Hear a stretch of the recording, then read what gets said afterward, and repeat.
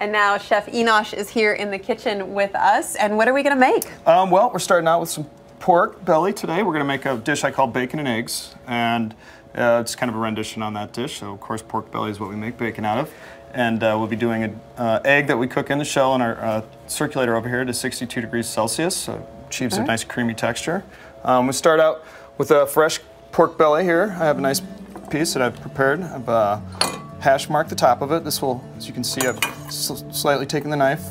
Okay. Made some marks across top of it. This will help, to help get the salt and the brine mixture into there. And depending on how you serve it, it also will leave a nice presentation if you pan sear it and leave the dice side up. So we'll start out with our pan. I'm going to toast off some aromatics that I have here. I have a little star anise.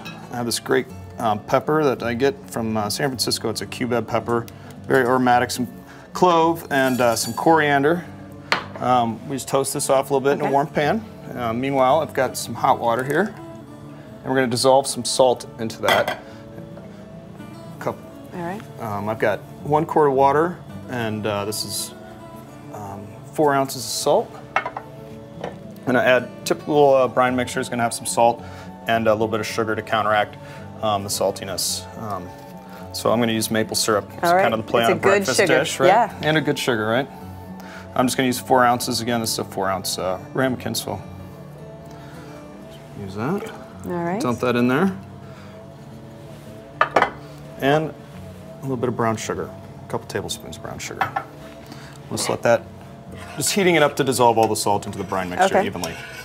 Once that's cooled off, you can submerge it in a bowl if you like. I always like using a Ziploc bag. This way you can make less brine and cover the product more completely. All right, and you can really.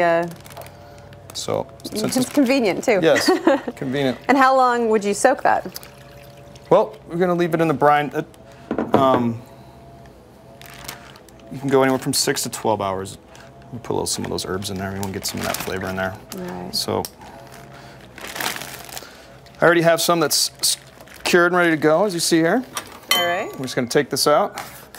And this is a braised dish, so moist, long heat cook method.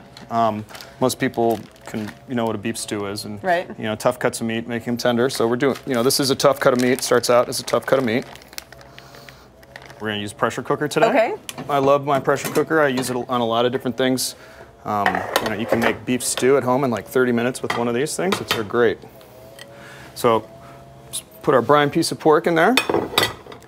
And I do have some chicken stock that I've made. This is some fresh chicken stock. Okay. And how much did you say this was going to take? This will take about 25 minutes. Okay. So where do we go next once that's done? We have finished product over here. And I've taken liberty to trim one down to a portion size that we need here. It doesn't look like bacon. What are you going to do with it in the pan?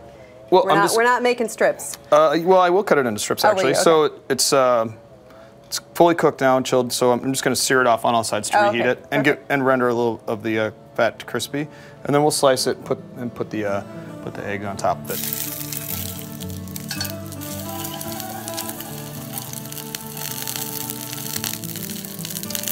All right, so we've got the bacon seared. What's next? Yep. All right, so we're going to go ahead and I'm going to put the eggs in there a little quick. Okay. And just give them a quick sear. So just slip those in there. Okay.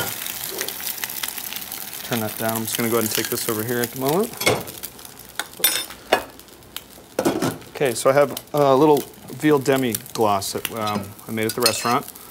Just a little bit in here. So I'm going to, since it's kind of that breakfast theme, I'm going to put a little maple syrup in here. Just a little bit. A little bit of that goes a long way.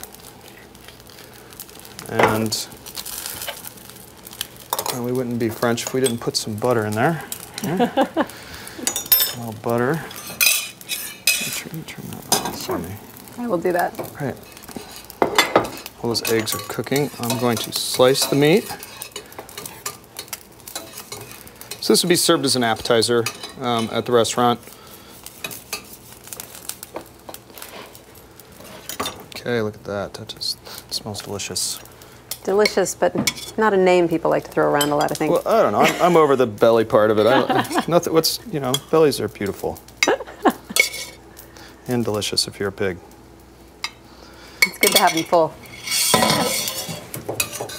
All right, so now I'll lay the bacon right on top of that.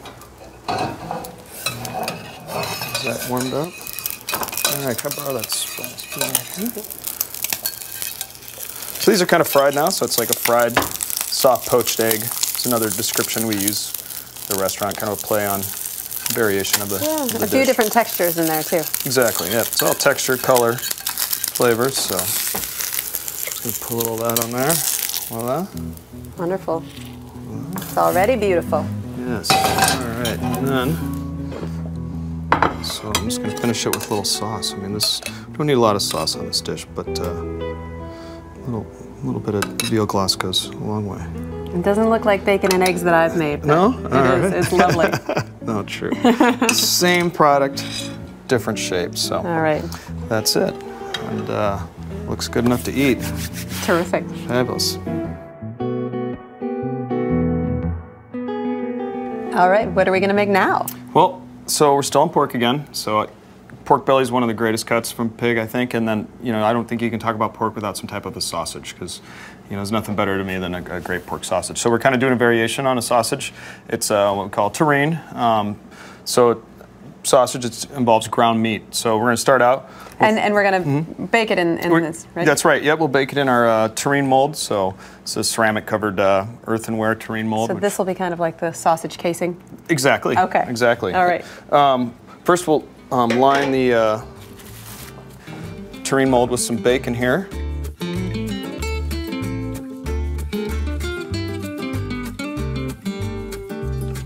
There we just have some pork shoulder.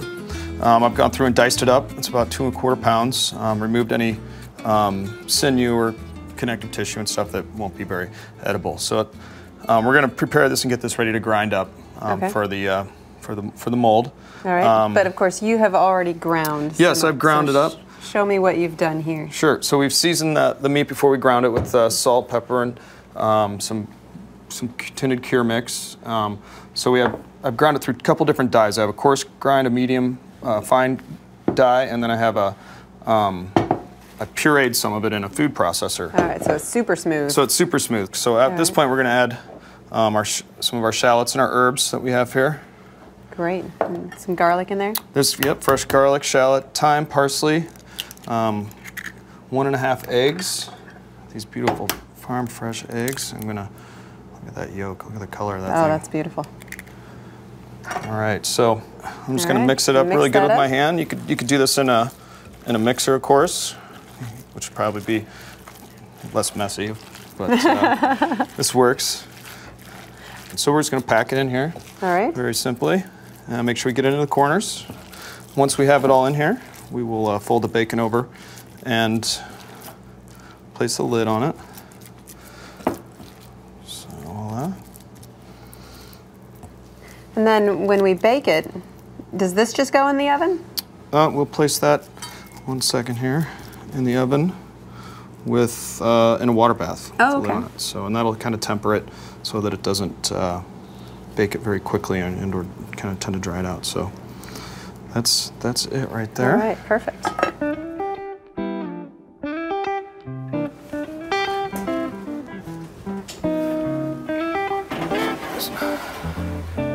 Okay, so But of course we have one. yes, we have one ready right? to go. Sorry. All right, I'm going to take the temperature on this because we don't want to. It's hard to tell if it's cooked all the way through without that. All right. So. And what does the temperature need to be? I'm going to take it to 158 to 162. It depends how you want to do it. So it will carry over a little bit. So I usually just let it rest. So yes, this is fine. We're at like 160, so that'll be fine. At this point, since the recipe I used has a decent amount of salt in it, we're going to want to remove this. All right. Oh, wow. Stuff a in lot there. of texture there. There is. Just a nice slice of this. Oh, that looks good.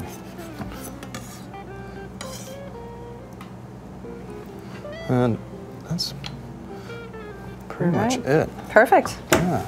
All right. Chef Enosh, thank you so much. Oh, you're welcome. You're welcome. Thanks for having me.